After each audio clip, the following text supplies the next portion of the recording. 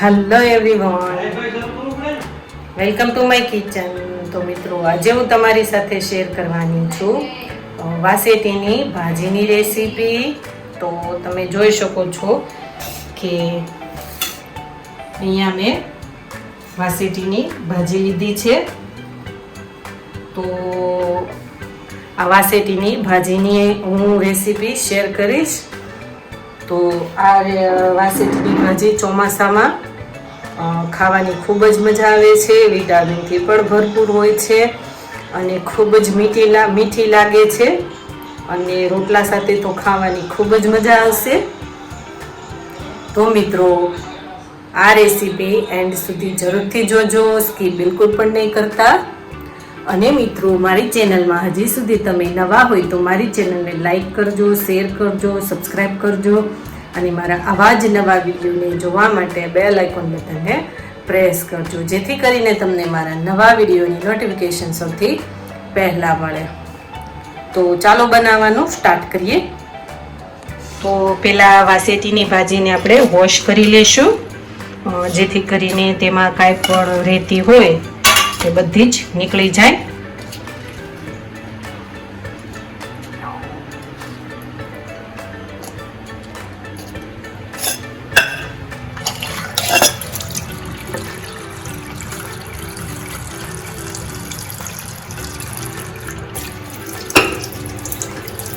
તો આ રીતના વોશ કરી લેવાની છે.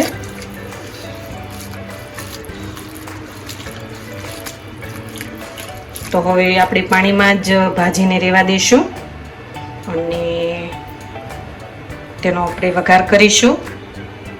તો ભાજી માટે મેં અહીંયા લસણ લીધું છે, તેને ફોલી લીધું છે. તો તેના નાના નાના પીસ કરી લઈશું. ગેસ ઓન કરીશું. બાઉલ મૂકીશું.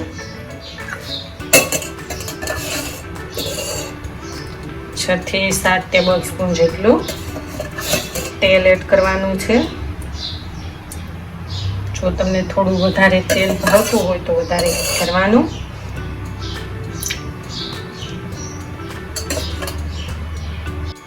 તો મેં અહીંયા લસણને આ રીતના કટિંગ કરી લીધું છે, તો તેને આપણે એડ કરી દઈશું.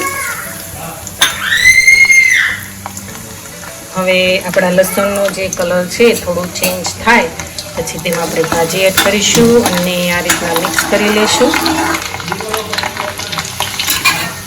તો તમે જોઈ શકો છો થોડો આપણો લસણનો કલર જે છે તે ચેન્જ થઈ ગયો છે.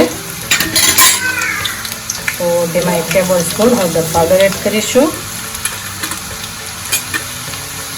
2 ટેબલ સ્પૂન જેટલો હિંગ એડ કરીશું.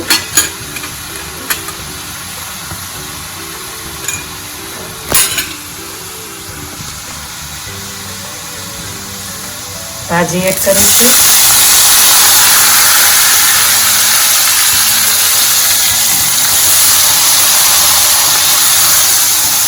તો આ રીતના મિક્સ કરી લેશું.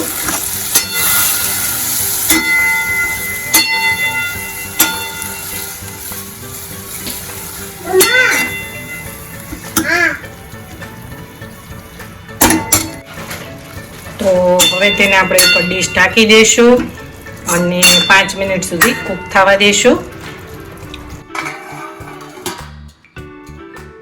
તો હવે આપણી 5 મિનિટ જેવું થઈ ગયું છે. તો ડીશ લઈ લઈશું.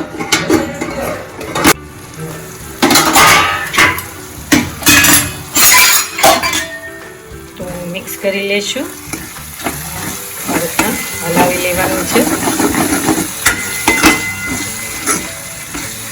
હવે તેને ખુલ્લી જ હજી આપણે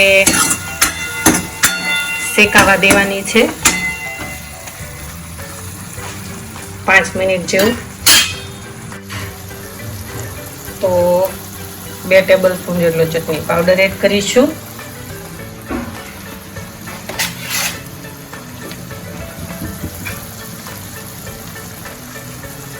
ધાણા જીરું પાવડર એડ કરીશું.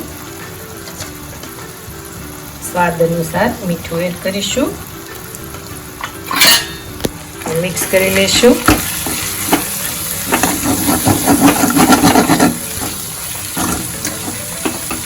તો તમે જોઈ શકો છો કે આપણી વાસેટીની ભાજી છે તે એકદમ ટેસ્ટી એવી બનીને રેડી થઈ ગઈ છે. તો ગેસ ઓફ કરી અને તેને આપણે એક બાઉલમાં ટ્રાન્સફર કરી લઈશું.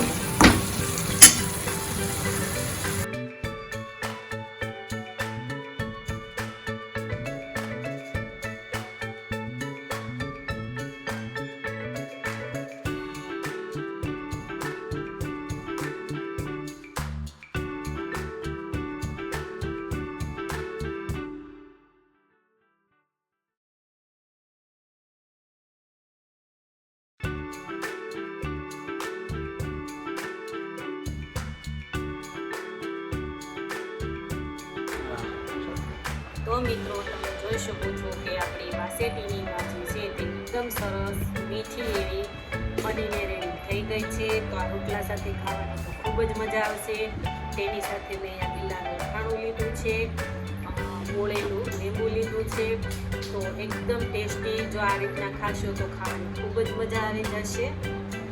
તો મિત્રો હવે આપણે નવા વિડીયો સાથે ફરી મળીશું.